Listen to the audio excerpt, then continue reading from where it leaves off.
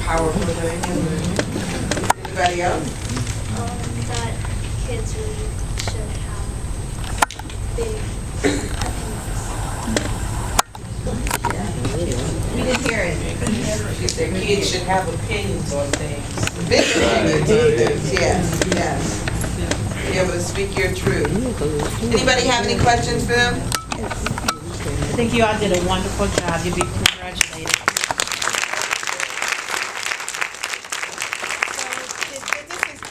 Did this experience give you ideas on other films that you would like to produce in the future? And if so, what type? I would like to do like more films with like children because I feel like people don't really like take into account what they have to say or things that they want to do or things that they experience. So I would like to do like really anything with more kids to like make something bigger or like just put all those ideas together into like one thing. I want to do a film on how like many kids hide like tears behind a smile, don't really say anything.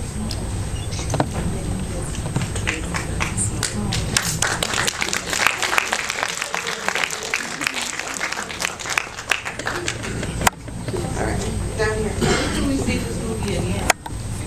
It's September 30th at East Cleveland Public Park. At East Cleveland Public Park. Yes. The children feel that this is obviously good and that it's actually making a difference, that it's going to work. Do you think we can do this? Yes. What was the question? She said, do you think this film would have an impact or would it make a difference? And so they all said yes. I mean, and for the adults, do you guys, looking at the world or looking at East Cleveland through the eyes of children, do you think that'll have an impact?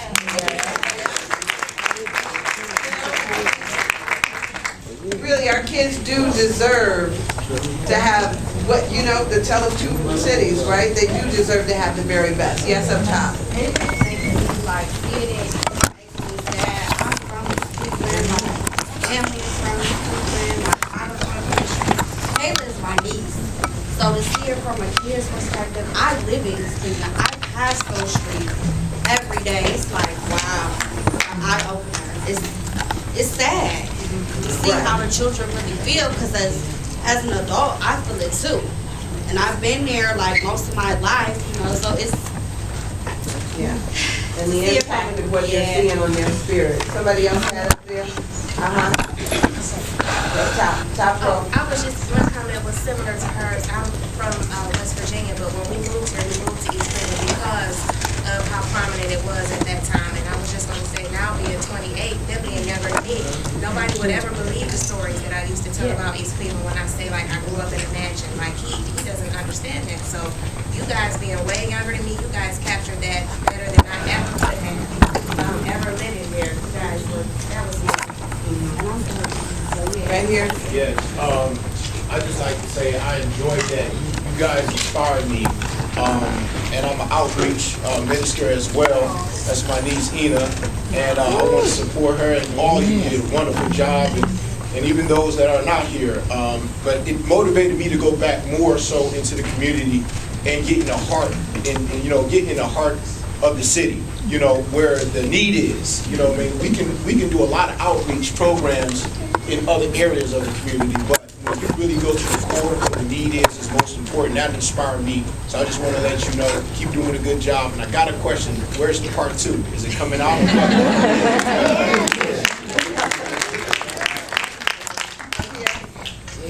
So, what inspired you girls to do a film about East Cleveland? That's sort of a topic that's kind of very heavy-hitting and sensitive. After you just heard what these two adults had to say, how do you feel about now, after doing the film, and what inspired you to do it in the first place? So originally we were supposed to do a film, like we all got to choose what we wanted to do, but my mom and a few other people went to the library and they got a tour of the whole East Cleveland library, and they're like, wow, this library is like really amazing, because it is really big and it's like really cool. So it's like a really cool library, so they all decided, like, let's do a film about East Cleveland, because what you hear on the news about East Cleveland is usually like killings and like murders and stuff. It's not, it's that, and it's a lot more business side as well. I actually joined it late this summer. I was in Freedom School, actually, and I just purchased this camera. And Miss Caitlin, actually, she introduced me to Miss Connie, and she put me in the crew. She gave me a T-shirt, and she was like, "Here," and I really appreciated it. And I wanted to pursue cinematography, and yes, I am really inspired by it. Okay, up there, and then we're coming down here real quick. Once again, I'd like to also applaud the young lady for their effort.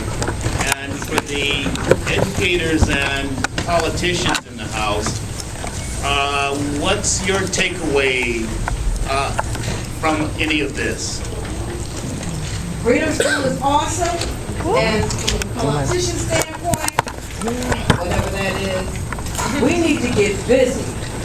Cleaning it up.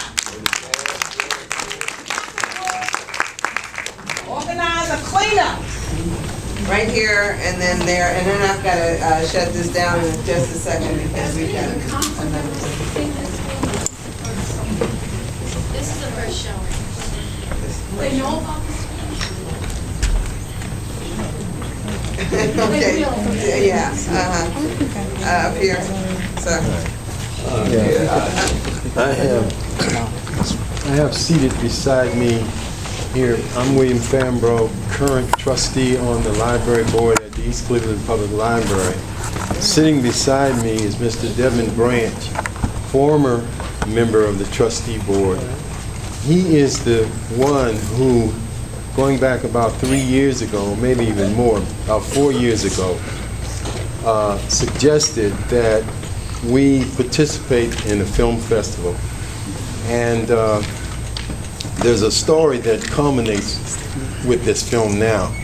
So I wanted to ask these young ladies, what city are each of you from? Are each of you in East Cleveland, or I'd just like to know what city do you represent in terms of where you reside?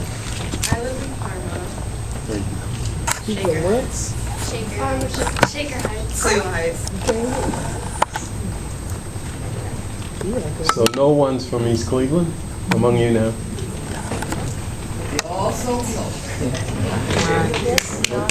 Yeah, and it definitely doesn't negate the truth of what we've seen here.